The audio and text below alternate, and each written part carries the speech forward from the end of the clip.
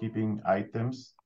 Today, the talk will be in Spanish, of course, and since many of you don't speak Spanish, we hired 2 professional interpreters. So if you look at the bottom right of your Zoom screen, you should see an interpretation button. So if you press it, you will be able to select your preferred language. So we have obviously 2 options, Spanish and English. And so please go ahead and choose your preferred language. Also, please mute your microphone. You can. And so that's all I wanted to say before I introduce our speaker. So good morning, everyone. Welcome to the Stanford Classical Liberalism Seminar. My name is Ivan Marinovic, and I'm a faculty member at the Stanford GSB and a co-founder of the Stanford Classical Liberalism Initiative. It's a great honor for me to introduce our speaker today. Alberto Venegas Lynch is a lawyer and an economist and a public intellectual. No, excuse me, not a lawyer. I have 2 doctoral degrees, but are in economics and in business administration. Okay. But I'm not a lawyer. Sorry about that offense. Okay, he is also a professor at the University of Buenos Aires and a member of Argentina's National Academy of Science. He's a prolific writer who has published more than 22 books. He founded the Escuela Superior de Economía y Administración de Empresas, ESEADE, a university in Buenos Aires in 1978. He not only recruited Hayek himself to serve on ESEADE's board, but subsequently also James Buchanan and Vernon Smith. So Professor Venegas Lynch has been very influential in Argentina's politics.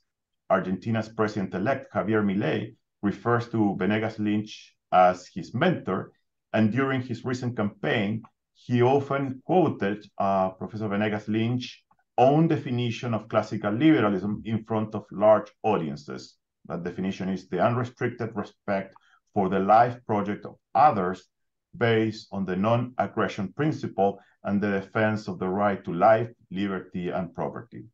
So the title of today's talk is Education in an Open Society. Bienvenido, Alberto. It's an honor to have you. Thank you very much for the invitation. Muchas gracias.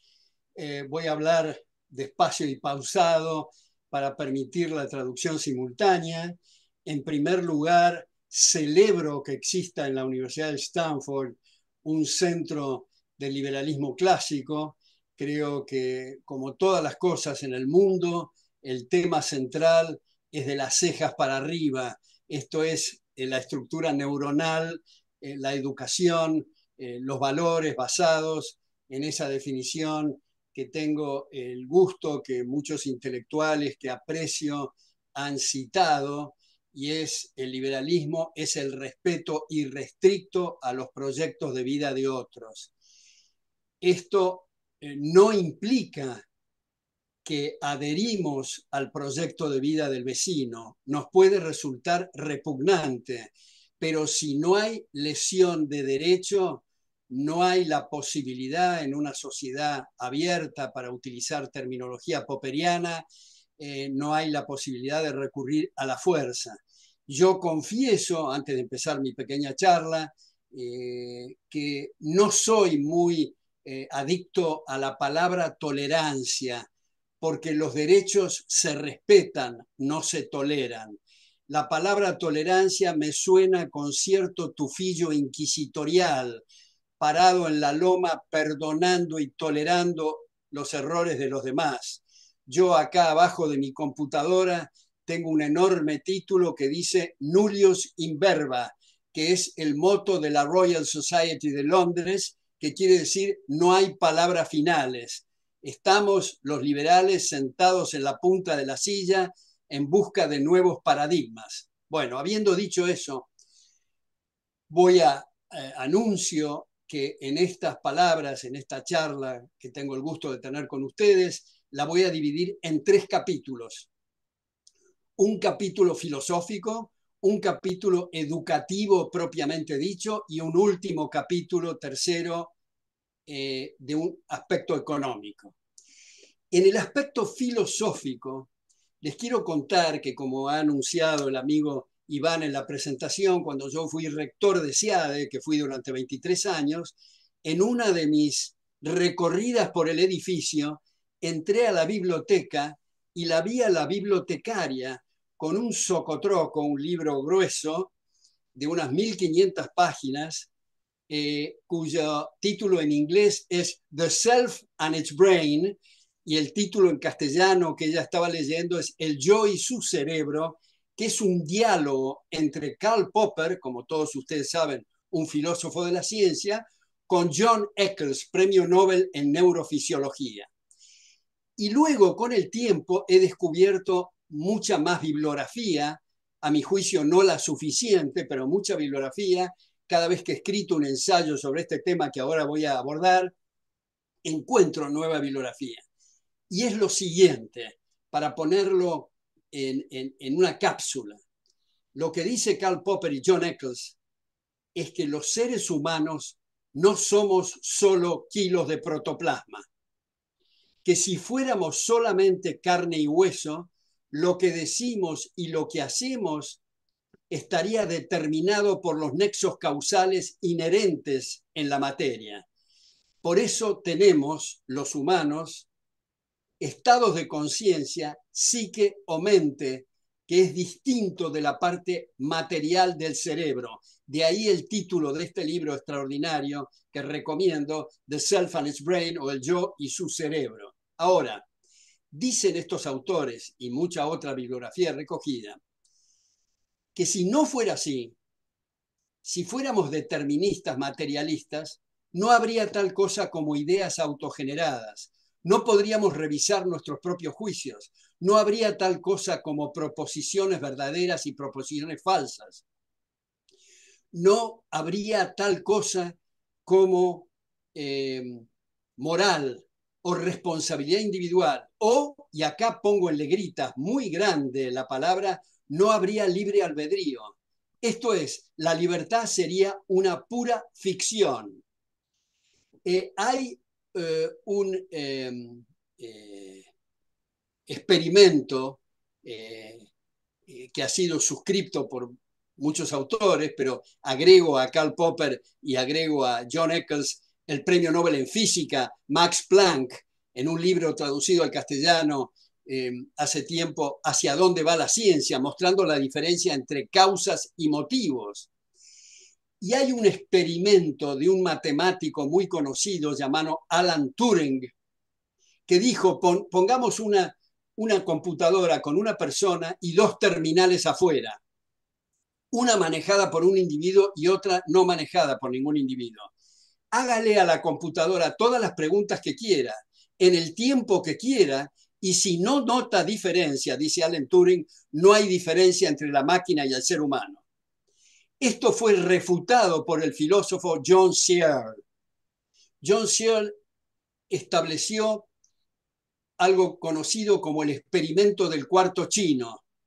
Poner a una persona en un cuarto sin la menor idea del lenguaje chino a traducir un poema del inglés al chino. Pero, y acá viene la cuestión, pero se le dan los códigos para que calce cada verso a la perfección con el chino y hace una traducción perfecta, para mostrar que el tema es del programador. Por eso acá viene una cosa que ha señalado Raymond Tales en Inglaterra, que nosotros estamos acostumbrados a decir qué memoria tiene nuestra computadora, pero eso está mal. Nuestros abuelos y nuestros bisabuelos, cuando hacían un nudo en el pañuelo para acordarse, nadie en su sano juicio diría qué memoria tiene el pañuelo. O yo, cuando guardo mis archivos en un galpón, aquí donde estoy, no digo qué memoria tiene el galpón. Lo mismo va cuando hablamos de computadora. El que computa es el ser humano. La computadora son impulsos eléctricos. Y por último, el tema de inteligencia. Inteligencia viene de interlegum, de leer adentro, de captar esencias. Y eso no lo hace la persiana en una casa que decimos que es inteligente. Es un abuso del lenguaje hablar de inteligencia.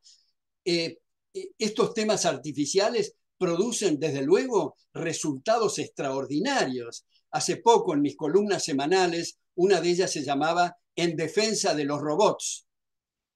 Darle crédito a el robot y la mecanización no quiere decir utilizar términos equivocados, porque como sabemos, el lenguaje es esencial para pensar y para transmitir nuestros pensamientos. Si utilizamos mal las palabras, tenemos defectos en los pensamientos. Hay un psiquiatra y abogado muerto hace relativamente poco, Thomas Szasz, S-Z-A-S-Z, que elaboró sobre un tema que es muy común cuando nosotros observamos una persona que a nuestro juicio dice disparates, tendemos a decir está enfermo mentalmente. Bueno, Thomas Szasz explica, él tiene 9 títulos traducidos al castellano. El más conocido es El mito de la enfermedad mental. Observen este título. Lo que él dice, que desde el punto de vista de la patología, una enfermedad es una lesión a un órgano, a un tejido, a células, pero las ideas no están enfermas. Lo cual no quiere decir que no haya problemas con los neurotransmisores y que haya que dar eventualmente productos químicos para corregirlos. Pero otra vez es un tema que no invalida defectos, como digo, en los neurotransmisores ni la sinapsis, no elude problemas químicos, pero es distinto los estados de conciencia. Howard Robinson, voy terminando este capítulo, Howard Robinson dice que para una persona que puede investigar con mucha profesionalidad el cuerpo humano, lo puede detallar y describir en todo lo que es público de ese cuerpo, pero lo que no puede investigar es lo privado, es sus sentimientos, es sus ideas, sus amores, sus reflexiones. Juan José Sanguinetti, por último, dice que está mal cuando alguien dice mi mano te saluda, soy yo que te saludo a través de mi mano.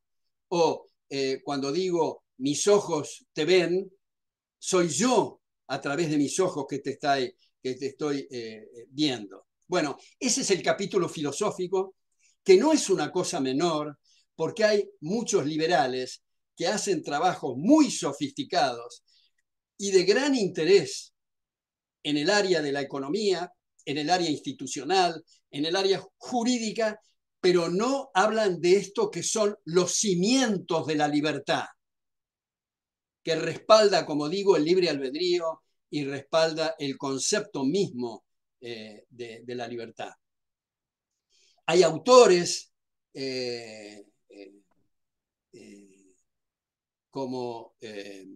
hay muchos autores que tienen grandes contribuciones filosóficas, sin embargo, tienen un grave defecto en esto de los cimientos, y es lo mismo que si un arquitecto fuera a hacer una casa empezando por el techo y olvidándose de los cimientos. No hay una perspectiva buena de ese edificio.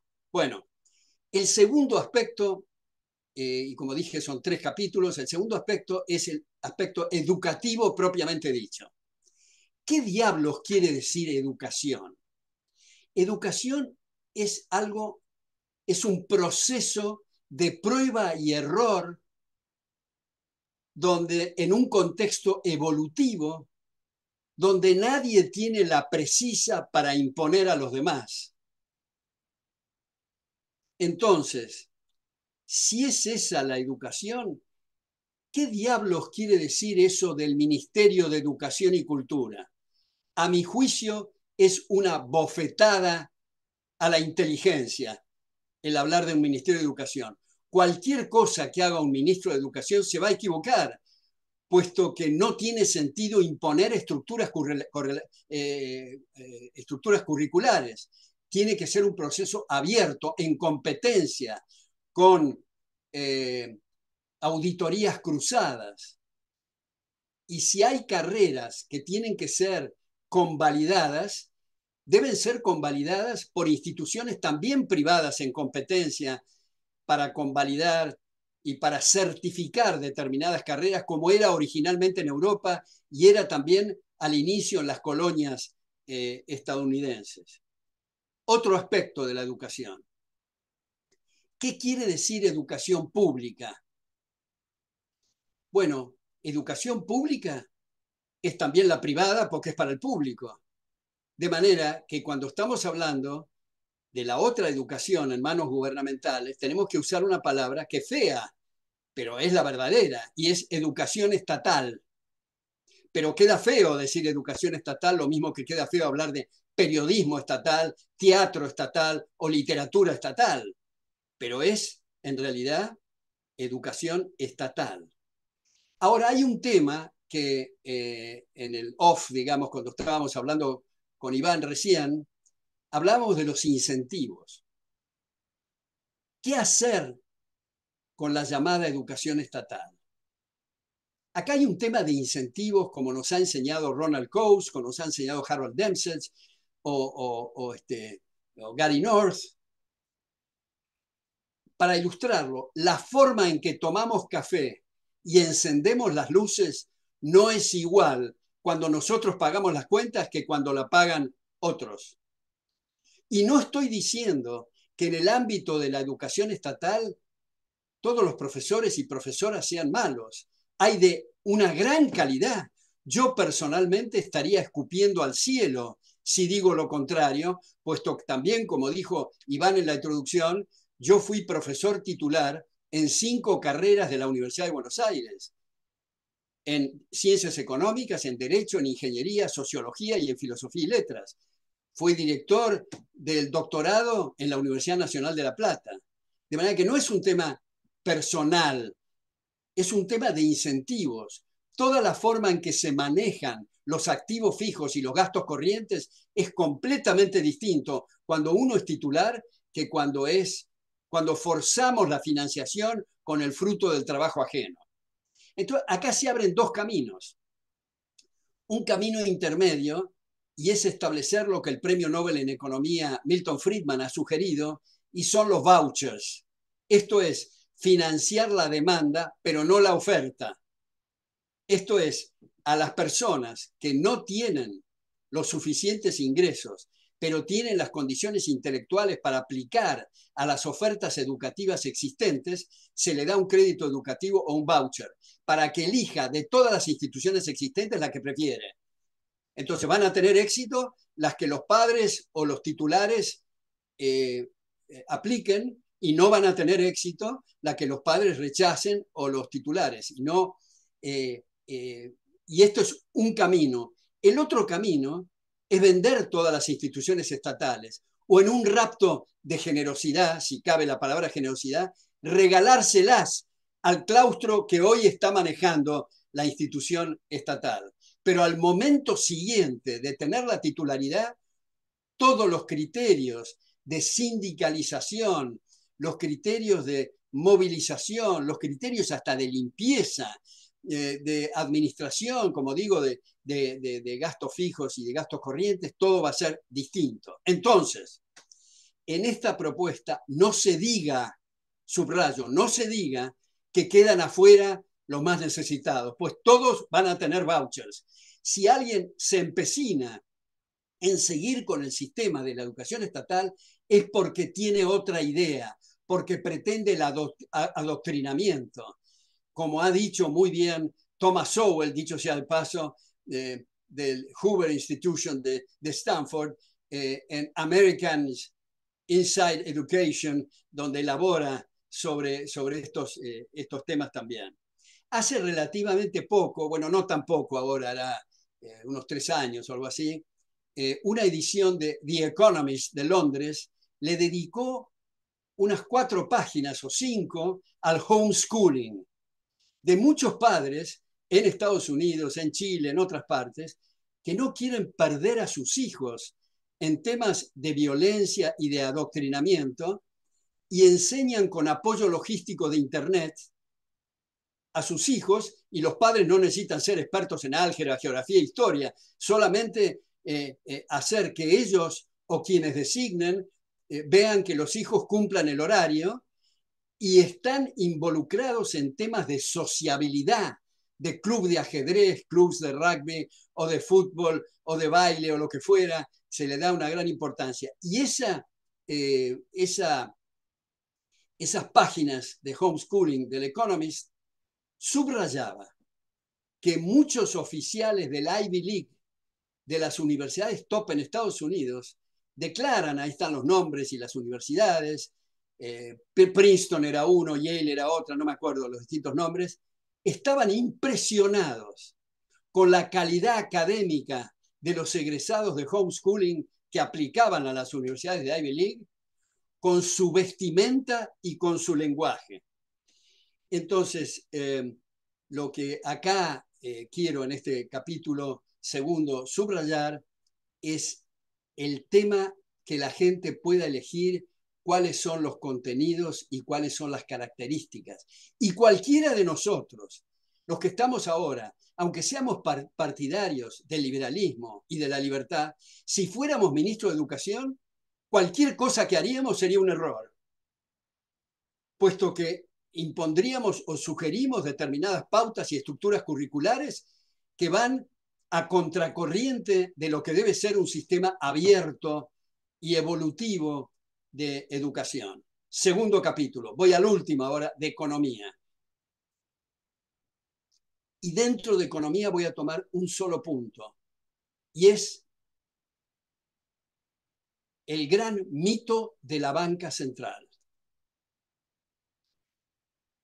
Como ustedes saben, el origen del dinero, cuando se salió del trueque, ya el trueque era una cosa muy complicada, porque si yo tengo el bien A y quiero el bien B, tengo que primero conseguir a alguien que tenga el bien B, segundo que quiera el bien A, tercero que sea una ratio de A por B que nos convenza a los dos, cosa que se hace muy embrolloso, muy complicado y a veces imposible.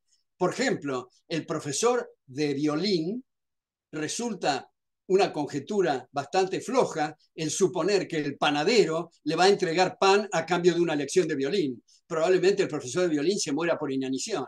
Entonces, el mercado, y cuando decimos el mercado es la gente, somos nosotros, es el sacerdote cuando compra su sotana, es el que toma un taxi, es el que ve en su iPhone, es el que a la mañana abre la heladera y pone dulce en la tostada. Todo eso, el transporte, el colegio, todos son procesos de mercado. El mercado descubrió que resultaba mejor, más expeditivo, más eficiente, más rápido, el elegir una mercancía que tuviera valor por uso industrial o comestible y hacer todas las transacciones a través de esa mercancía. Y así fue el cacao en Centroamérica, el tabaco en la Virginia colonial, las sedas en Persia, el ganado en Grecia, de ahí vienen medios pecuniarios del ganado en Grecia, el hierro en África, etc. Y en un proceso de competencia triunfó, si cabe así la expresión, el oro y la plata,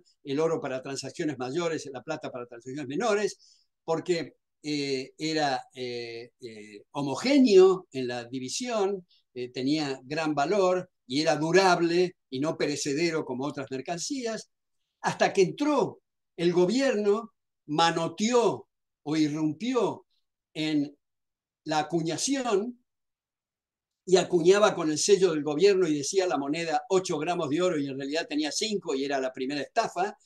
Los economistas hablamos de inflación para ocultar la palabra verdadera, que es estafa monumental, especialmente a los que menos tienen. Luego el monopolio de la convertibilidad y empezaron las suspensiones en la convertibilidad. Vean ustedes los correlatos de esto en todos los países del mundo, hasta que finalmente se decidió eliminar la convertibilidad, la acuñación, y apareció la vaca sagrada del siglo XX, que es la banca central. Digo el siglo XX, aunque el Banco de Inglaterra comenzó en el siglo XVI, pero desde que dejó el oro el Banco de Inglaterra, es igual que todos los demás bancos centrales que tienen en su carta orgánica un punto que dice preservar el valor de la unidad monetaria. Pues yo le informo, si ustedes no saben, y estoy seguro que saben, que ningún banco central en la historia de la humanidad hizo semejante cosa. Vamos a hacer este ejercicio.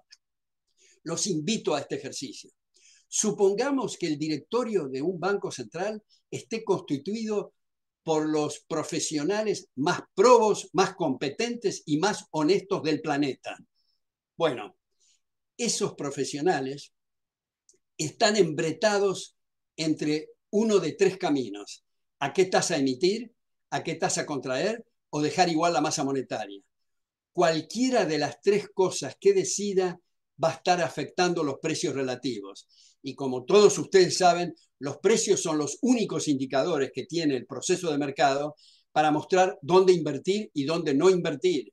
Y como los recursos no crecen en los árboles y no hay de todo para todos, esto implica derroche, consumo de capital, y el consumo de capital a su vez implica reducción de salarios e ingresos en términos reales, puesto que la única causa, subrayo, la única causa para aumento de ingresos y salarios en términos reales son las tasas de capitalización. Esto es, maquinarias, herramientas, equipos, instalaciones, conocimiento relevante que hace de apoyo logístico al trabajo para aumentar su rendimiento. Entonces, no puede no equivocarse. Ahora viene alguien y dice, bueno, pero ¿qué tal si tenemos un banquero central independiente? ¿Independiente de qué? Bueno, del presidente, del secretario del Tesoro, del ministro de Economía, del Parlamento. Bueno, como han dicho muchos premios Nobel en Economía, como Gary Becker, como James Buchanan, como otros, han dicho, se van a equivocar independientemente. Si tienen la facultad de banquero central y tienen la facultad del curso forzoso, no tiene salida.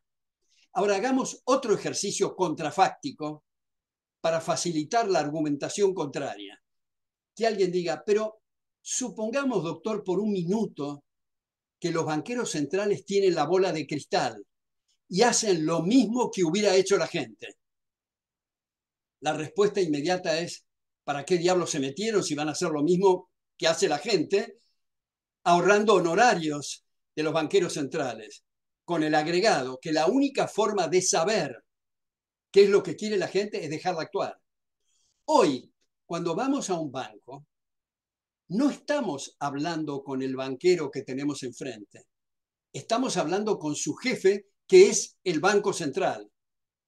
Hay veces que los bancos centrales no tienen ni siquiera tiempo de hacer circulares escritas a los banqueros llamados privados, que en realidad están privados de casi todo,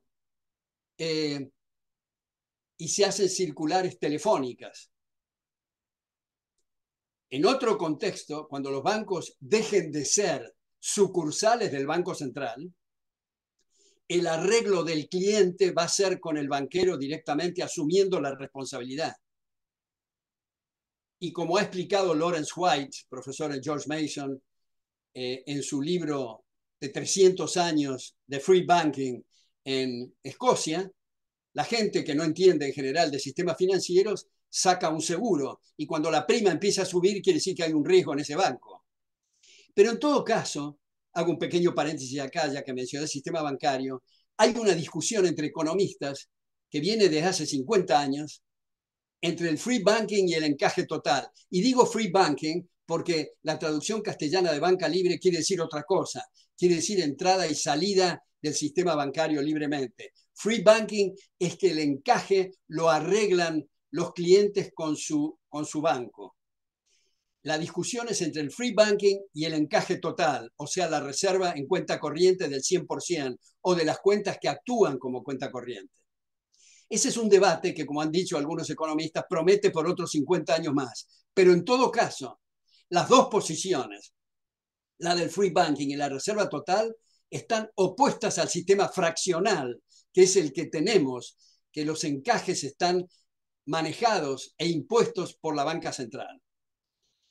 Entonces, como ha dicho otro premio Nobel en Economía, Hayek, que tuve yo la gran satisfacción que me prologara uno de mis libros que se llama Fundamentos de Análisis Económico, Hayek dice, hemos demorado 200 años en darnos cuenta del error y el horror de atar la religión al poder político.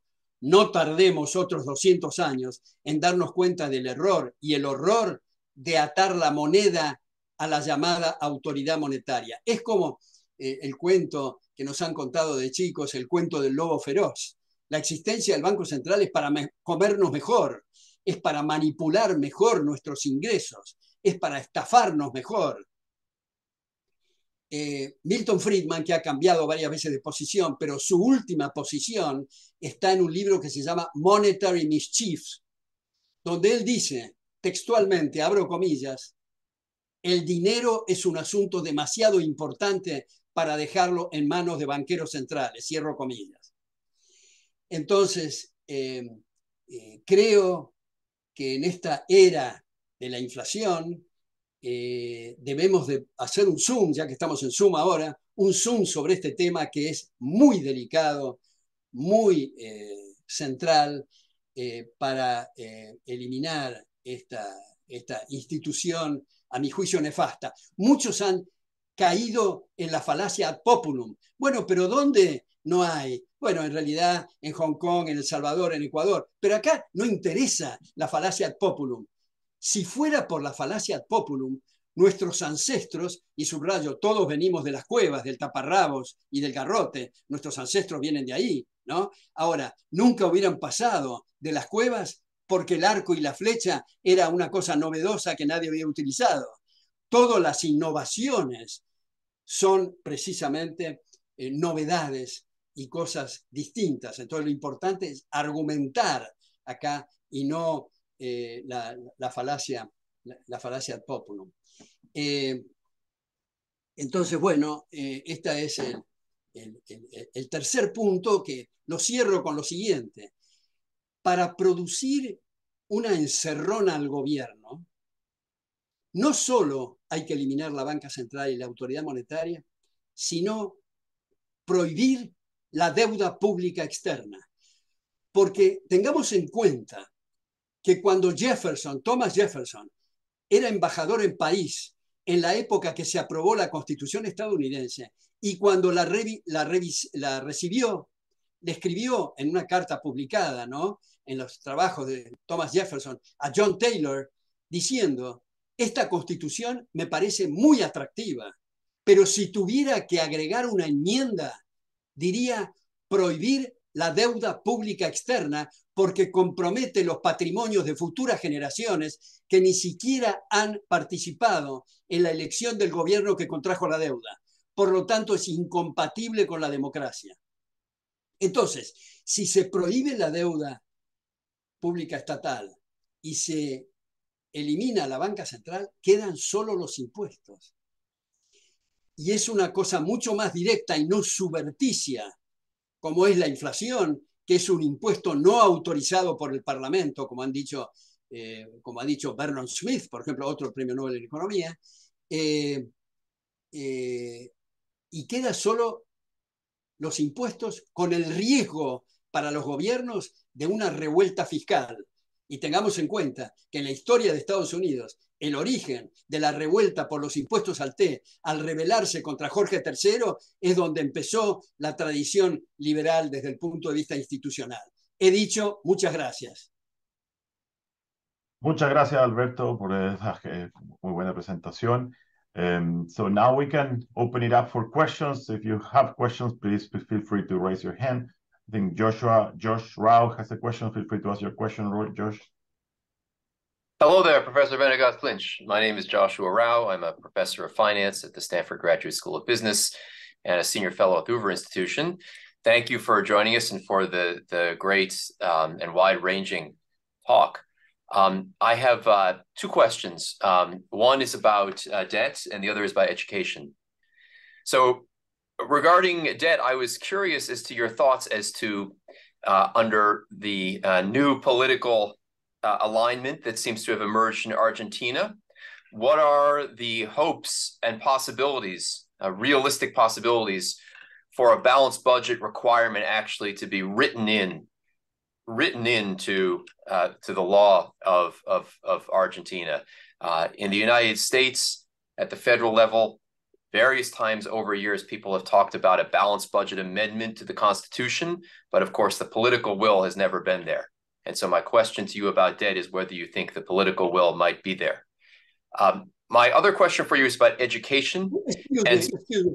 Can I answer that? And afterwards we go to the second question. Great. Yeah. Bueno, muchas gracias, profesor Routh, por esa pregunta que es muy importante. Siendo usted profesor de finanzas creo que va a coincidir que el tema central no es el déficit fiscal, lo cual no quiero subestimar porque sé que está atado a la inflación monetaria, pero el tema central es el gasto, el nivel del gasto público. Porque, por ejemplo, profesor Rath, hoy Cuba no tiene déficit fiscal y Stalin durante varios periodos tampoco tuvo déficit fiscal. Es decir, se puede tener equilibrio presupuestario succionando el 100% de los recursos de la gente, lo cual convertiría al país en un enorme campo de trabajo forzados. Ahora, no quiero subestimar lo del desequilibrio fiscal, porque por supuesto en las familias y en los gobiernos no se puede gastar más de lo que se tiene. Yo creo que en el caso argentino, como le he dicho a mi amigo Javier Milei, es en realidad el segundo milagro argentino. El primero fue Juan Bautista Alberdi. Los temas que ha puesto sobre el tapete en el nivel político Javier Milei hace 80 años que no se escuchaban en la Argentina. Uno de los temas medulares es el tema fiscal que usted señala en su consulta y por supuesto no somos adivinos, pero deseo y tengo la esperanza que ese tema sea resuelto a la brevedad y que se comprenda, profesor, que se comprenda que en realidad el ajuste lo tenemos ahora. Cuando se pongan orden en las finanzas, se va a rellenar los bolsillos de la gente. A veces esa terminología, en fin, yo creo que es importante.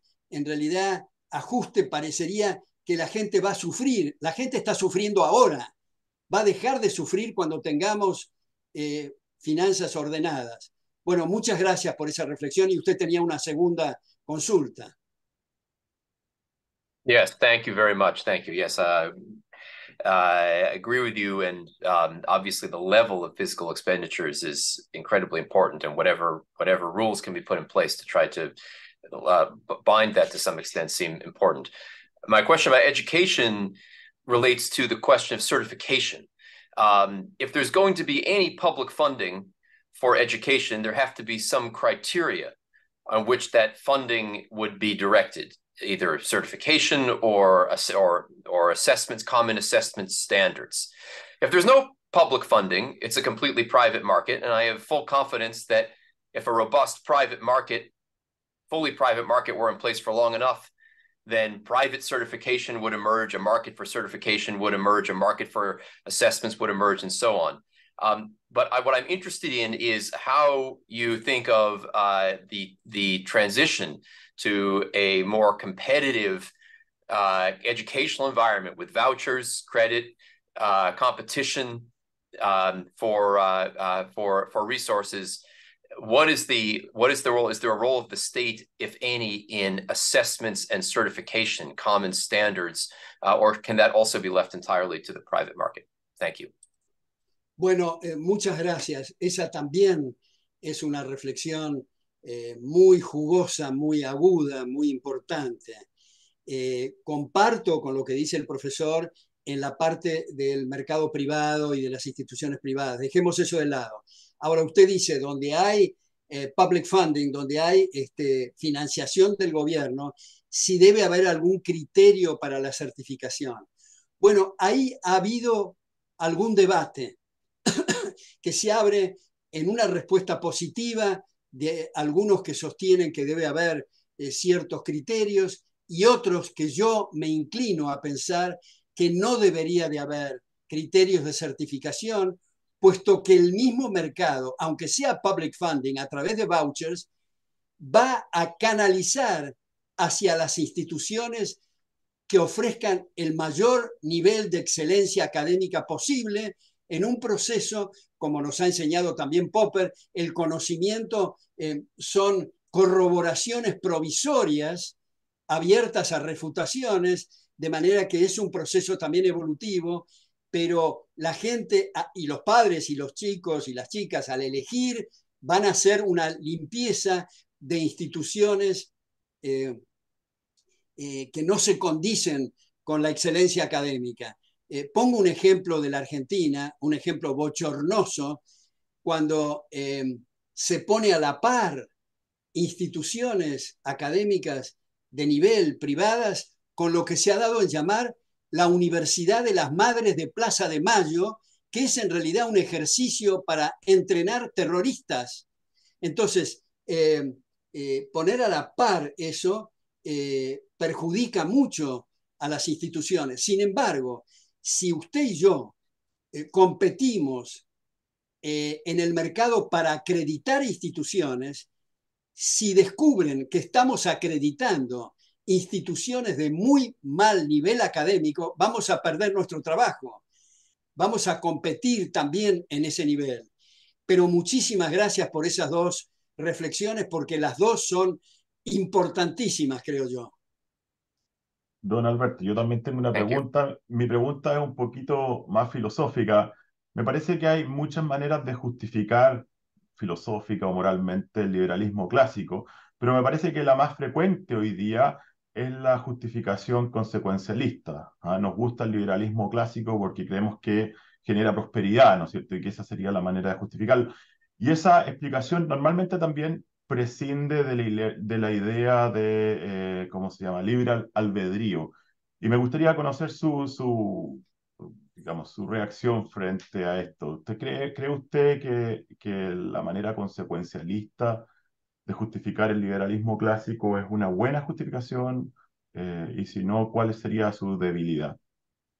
Bueno, también es muy interesante eso, aunque no sé, después me lo explica, cómo encaja acá el tema del libre albedrío, pero comprendo lo de la pregunta del consecuencialismo. Yo diría esto, Ujú, hay varios autores, pero especialmente hay dos. ujú, Uno de otra época, que es Wilhelm Röpke, y otro actual, que tiene 94 años, que es Israel Kirzner. ujú. Eh, Israel Kirzner y Röpke han señalado que no es para nada suficiente, es necesario, pero no suficiente, el decir que el liberalismo produce mayor prosperidad. Lo importante son las bases morales del sistema. Y otra vez, la base moral del sistema liberal es el respeto recíproco, que es la columna vertebral de la sociedad civilizada. Yo creo que los sistemas consecuencialistas, o mejor a veces llamados utilitaristas, que tiene varias acepciones, ya sé, hay un autor que seguramente todos ustedes, siendo profesores, lo conocen mucho, es Robert Nozick, ex profesor en la Universidad de Harvard. Yo tuve el privilegio de estar con él y dictar un seminario juntos en Claremont College hace bastante tiempo, donde él, en Anarchy, State and Utopia, él critica la cosa del utilitarismo y la idea del balance social. Según él, no hay tal cosa como balance social. En el balance social quiere decir que unos van a usar el fruto del trabajo de otros.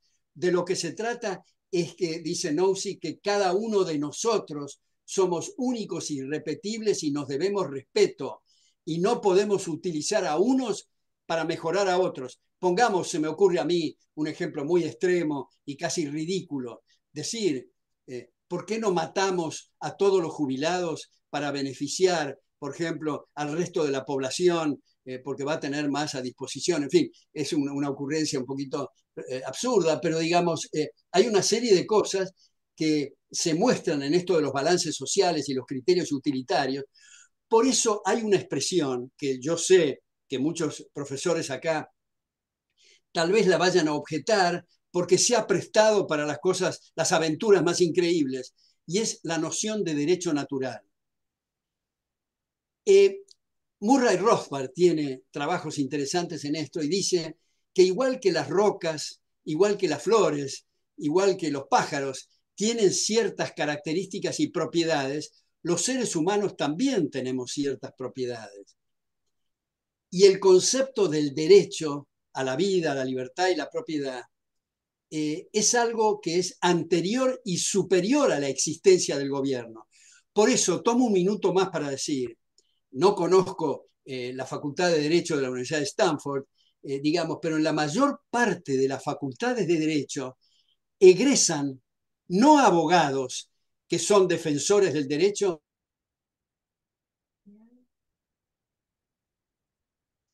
What happened there? I don't know if we were hacked. I hope not. Let me see.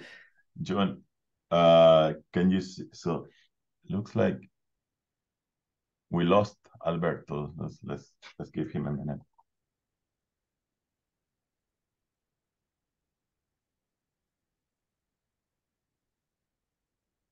Give him a second.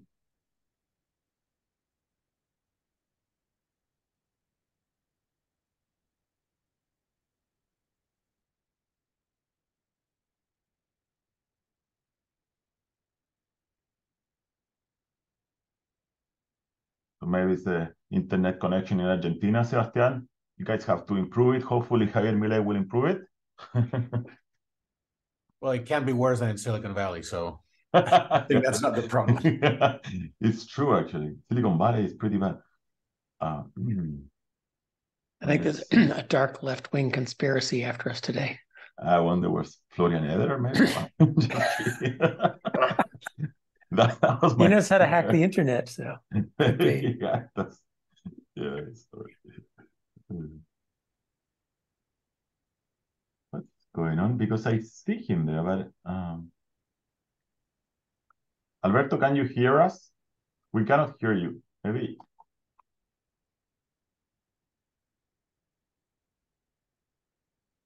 A lo mejor tiene que reconectarse. Salir y reconectarse. That's weird. Because it's only his problem, right? Yeah.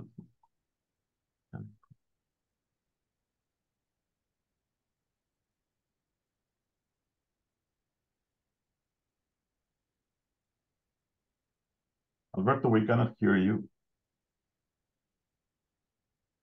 Maybe I'm gonna remove him. Oh no.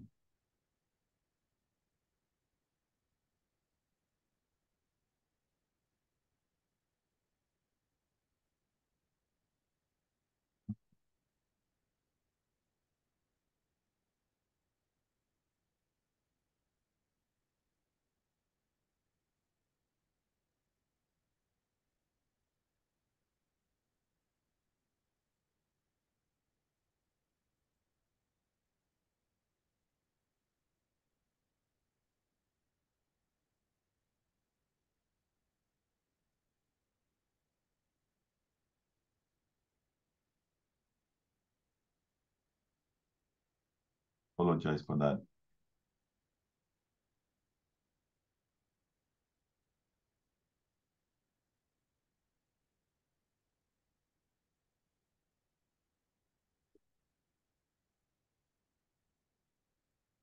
I'm gonna remove him and see if he can rejoin the sessions. I know if I remove him, he will not be able to rejoin the meeting. So I guess I should do that.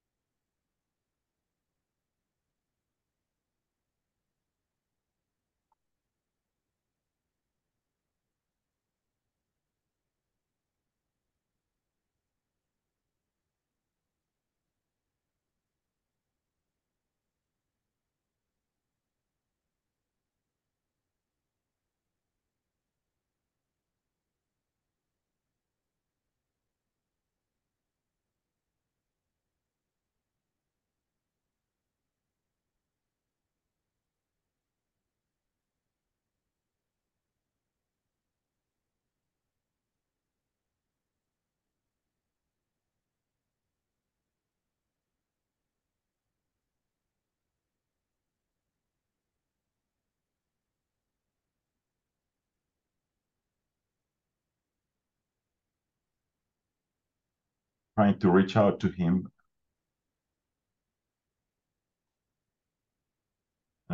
Is he back? Alberto, are you there? Can you hear us? Can you send us a chat? No.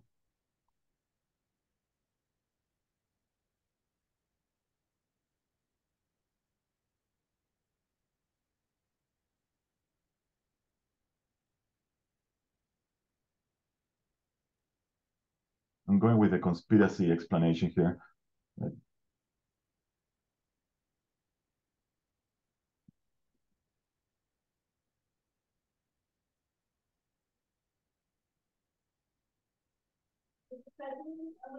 Alberto? You talking to me?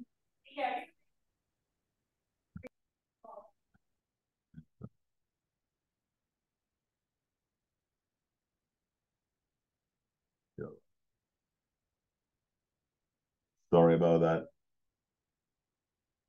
Maybe just let's wait for 5 more minutes to see if we fix it. Otherwise, we'll have to stop here, unfortunately. My apology. Alberto? Iván. Yeah.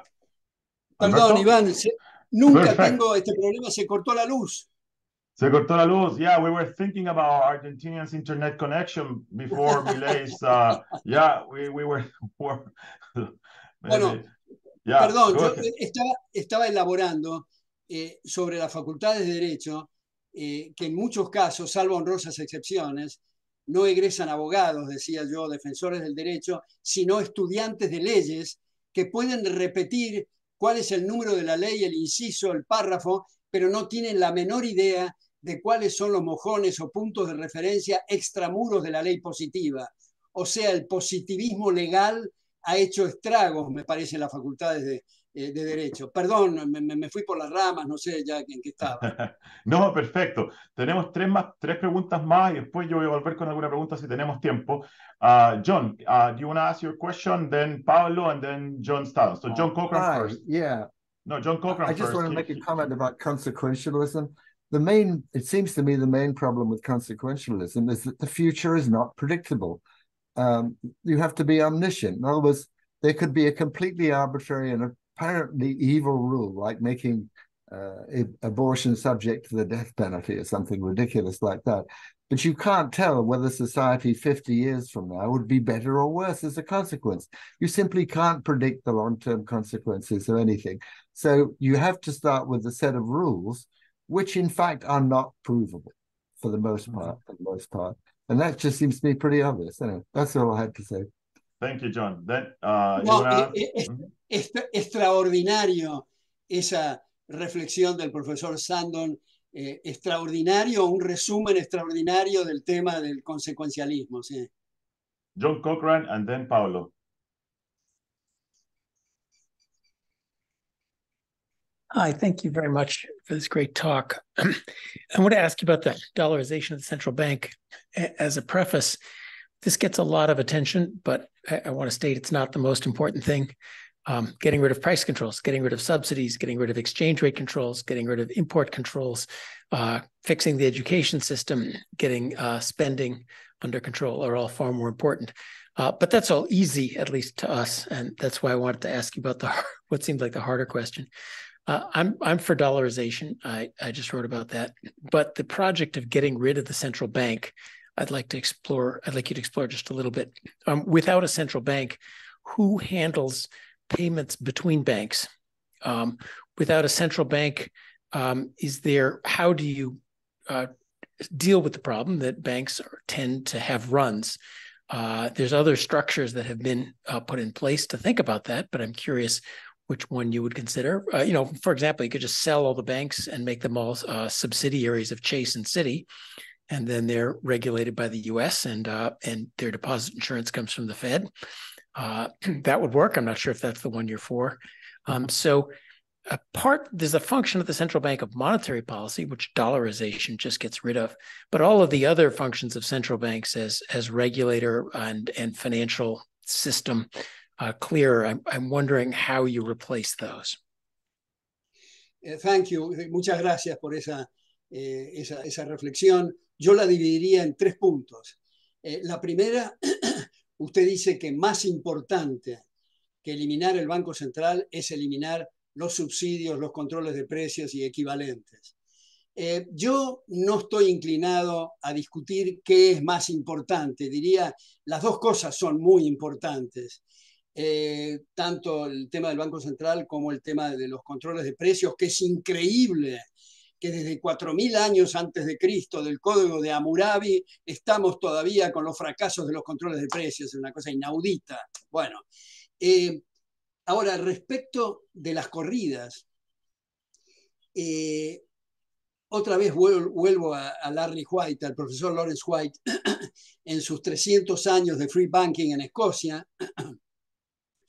funcionando sin corridas, en el sentido de que si hay un desperfecto en un banco, es el banco que tiene que sufrir las consecuencias.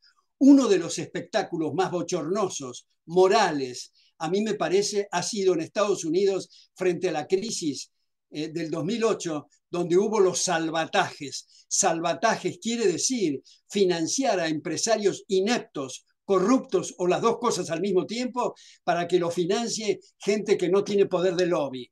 Entonces, ahí viene el debate del encaje del 100%, donde no hay posibilidad o se minimiza la posibilidad de la corrida, salvo que haya trampas, digamos, pero los acuerdos, esto puede sonar un poquito chocante, pero una institución que coordine a los distintos bancos sería lo mismo que preguntarnos por qué no hay una institución que coordine a los verduleros.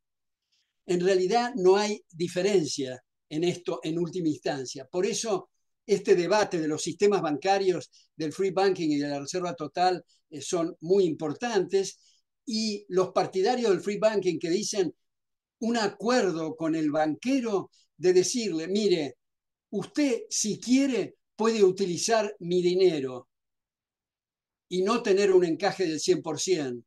Pero si yo vengo a la ventanilla y usted no me puede responder, yo lo voy a ejecutar. Ahí la teoría de los grandes números, en las probabilidades, entramos en un debate que quisiera tal vez eludir en este caso, porque los partidarios del encaje total sostienen que es una inmoralidad, que los depósitos a la vista tienen que estar a la vista, y que no pueden los banqueros utilizar esos fondos. Y si alguien dice, bueno, pero es parte sustancial del negocio de los banqueros, es que los banqueros están para la gente, no la gente para los banqueros. Entonces, bueno, no sé si satisface la consulta esta importante, pero me parece que en el sistema, salir del sistema del encaje fraccional, me parece que es fundamental junto con el tema del Banco Central.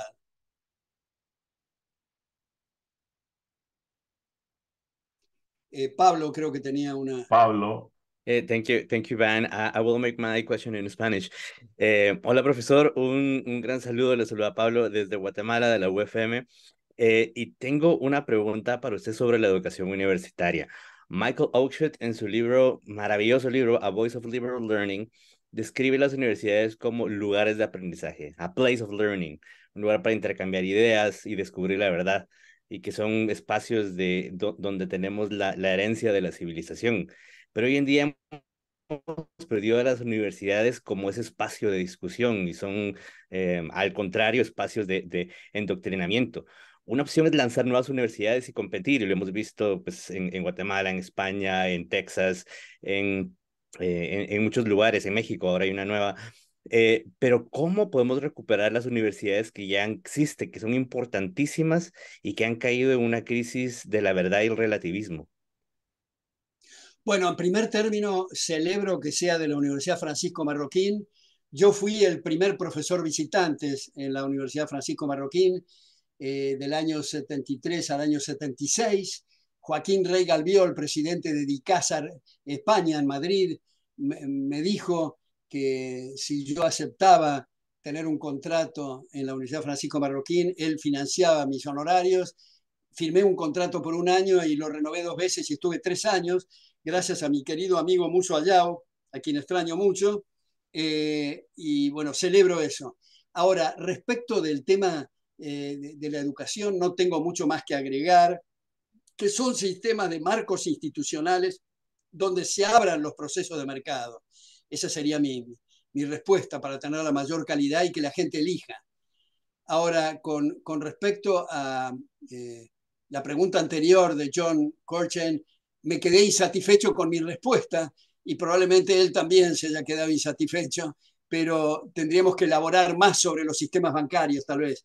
Pero en esta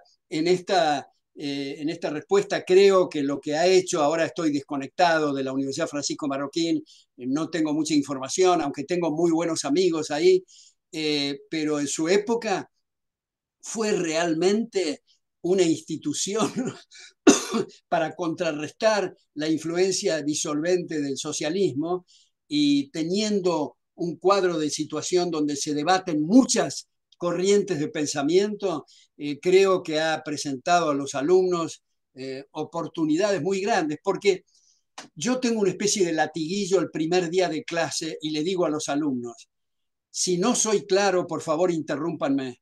Si no están de acuerdo, discútanme. Pero si creen que soy claro y creen que están de acuerdo, hagan de abogado del diablo.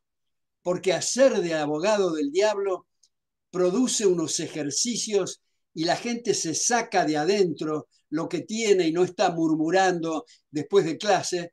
Y establecemos una conexión en el semestre con alumnos y alumnos que termina en una relación de amistad, puesto que la verdadera amistad son la comunión de ideales. Y mi experiencia es que los más discutidores o las más discutidoras terminan siendo los mejores alumnos y las mejores alumnas. Gracias. ¿Le puedo preguntar otra pregunta yo mismo? Recientemente el profesor Cass Sunstein de Harvard publicó un ensayo en el New York Times, no sé si usted lo vio, donde redefine la noción de liberalismo clásico de una manera muy amplia. Dice muchas cosas en su ensayo, pero una de las cosas que dice, y se la voy a leer textual, es la siguiente. Me gustaría conocer también su reacción. Liberals believe in the right to private property, but nothing in liberalism forbids a progressive income tax or is inconsistent with large-scale redistribution from rich to poor. Bueno, está bien, yo comprendí el espíritu, no lo había leído, pero quiero responder a eso porque está en una línea parecida a John Rawls, esa reflexión. Y quiero detenerme un minuto en esto del impuesto progresivo. Como todos ustedes saben, hay básicamente 2 formas de establecer impuestos. Impuesto proporcional, que es una tasa igual para todos. Por supuesto que el objeto imponible es $1 millón, el 10% no es lo mismo que $1.000. Pero el impuesto progresivo quiere decir que la tasa o la alícuota progresa a medida que progresa el objeto imponible. Y eso produce los siguientes efectos. Primero, el impuesto progresivo es regresivo, puesto que supongamos que el individuo que más ingresos tiene paga una tasa del 90%. Ese individuo, el millonario de la comunidad, no va a dejar de tener autos de alta gama, ni mudarse de mansión, ni dejar de comer. Va a dejar de invertir. Y al dejar de invertir, va a afectar los salarios e ingresos en términos reales de los marginales. O sea, el que más sufre en este contexto con un impuesto progresivo al mayor millonario es el más pobre, primero. Segundo, el impuesto progresivo afecta la movilidad social. Imaginémonos una pirámide patrimonial donde en la base están los que menos tienen y en el vértice los que más tienen. A medida que van ascendiendo en la pirámide patrimonial y le sacan el 20, 30, 40, no llega jamás al vértice. Los que saben de rugby saben lo que quiere decir el handoff, es decir, están eliminando a los que vienen de abajo y dándole un privilegio a los de mayores recursos. Y en realidad, en una sociedad abierta, los que están en el vértice y no sirven tienen que bajar con la velocidad necesaria y los que están en la base y sirven tienen que subir con la velocidad necesaria. O sea, afecta la movilidad social en segundo lugar. Tercer lugar, altera las posiciones patrimoniales relativas. Esto quiere decir que nosotros cuando vamos al supermercado y afines, compramos más lechuga, menos de una bebida, más de una comida, menos de aquel artículo o aparato, en fin, estamos estableciendo posiciones patrimoniales relativas. Y resulta que cuando salimos del supermercado, el gobierno aplica un impuesto progresivo que altera todas esas posiciones patrimoniales relativas. Todos los que estamos acá, entre nosotros, tenemos determinadas posiciones patrimoniales relativas de 2 a 3, de 6 a 4, en fin. Si nos aplican un impuesto proporcional, todas nuestras billeteras y nuestras carteras van a estar más débiles, pero las posiciones patrimoniales relativas quedaron intactas. Sin embargo, cuando se afecta y se establece el impuesto progresivo, se alteran esos indicadores. O sea, en el mercado estamos diciendo que hay que premiar a fulano y no premiar tanto al otro y castigar al empresario que se equivoca, y sin embargo todo eso está alterado por el impuesto progresivo. Y por último, decimos y declamamos que hay que aumentar la eficiencia y resulta que establecemos un impuesto que castiga la eficiencia, que es el impuesto progresivo. Y por último, quiero decir que el tema de la propiedad, como ha explicado Ludwig von Mises en la década del 20, es tan importante la asignación de derechos de propiedad a los efectos de dar el mejor uso a los recursos escasos. La propiedad está íntimamente vinculada al precio. En realidad el precio es una manifestación de transacción de derechos de propiedad. Si se altera el precio, se altera la propiedad. Si se altera la propiedad, se altera el precio. Es decir, para ir al ejemplo extremo de Marx y Engels de 1848 del Manifiesto Comunista, que dice Marx y Engels que toda su filosofía puede resumirse en la abolición de la propiedad. Si se decide la abolición de la propiedad, pongamos el ejemplo, no sabríamos si conviene hacer los caminos de asfalto o de oro. Y si alguien levanta la mano y dice que con oro es un derroche, es porque recordó los precios relativos antes de eliminar la propiedad. Ahora, sin necesidad de abolir la propiedad, en la medida que se afecte, como decía antes el profesor, con los controles de precios, se está afectando la propiedad, se está desdibujando el sistema de precios y se está derrochando capital y por lo tanto empobreciendo a la gente. Entonces, estas medidas de sugerir el impuesto progresivo, somos liberales clásicos, pero sugerimos medidas que van a contracorriente del liberalismo clásico, que es el impuesto progresivo. Tal vez lo que yo he denominado la guillotina horizontal, es decir, el igualitarismo o la tendencia al igualitarismo, es la peor concepción, porque es una bendición que seamos todos desiguales desde el punto de vista anatómico, bioquímico, fisioquímico y sobre todo psicológico. Por eso, por la desigualdad, hay la división del trabajo y la cooperación social. Por eso, algunos quieren ser médicos, otros carpinteros, otros. Si fuéramos iguales, todos quisiéramos ser panaderos, nos gustaría todos los hombres la misma mujer, sería invivible la sociedad, no había cooperación social ni división del trabajo, y la conversación sería de un tedio horrible porque sería lo mismo que hablar con el espejo. Bendita sea la desigualdad. Y muchas veces se conecta equivocadamente la igualdad con los preceptos de la Revolución Francesa, que en los primeros 2 artículos era igualdad de derechos y la propiedad privada. Todo esto fue la Revolución Francesa antes de la contrarrevolución de los jacobinos y la guillotina, etc. El origen redactado por uno liberal clásico, Mercier de la Rivière, esa declaración de los derechos del hombre original en la Revolución Francesa, que a veces se cita como diciendo la igualdad en el sentido de la guillotina horizontal. Muchas gracias. And finally, a quick question about Javier Milei. So Milei's agenda and even his ideas are almost universally considered extreme, at least by the media and the popular press. So are his ideas and his agenda extreme or not? What do you think?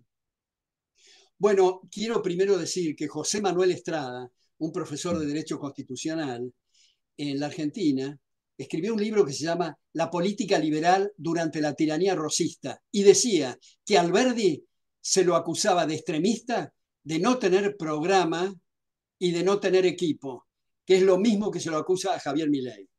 Si ser extremista es defender mucho los derechos de las personas, yo también soy extremista. Pero en realidad se usa como una cosa peyorativa. No solo eso, sino que hay muchos que al no poder refutar las ideas de Javier Milei, le hacen cosas personales indignantes, diría yo. Yo, como digo, no soy mago, no sé en qué resultará la gestión que empieza el 10 de diciembre con Javier Milei, pero hay muchas esperanzas. El mundo tiene puesta la mirada sobre este personaje que con su equipo espero que pueda retomar, subrayo, retomar lo que la Argentina fue alguna vez, desde la Constitución Liberal del 53 hasta el golpe fascista del 30 y mucho peor a partir del golpe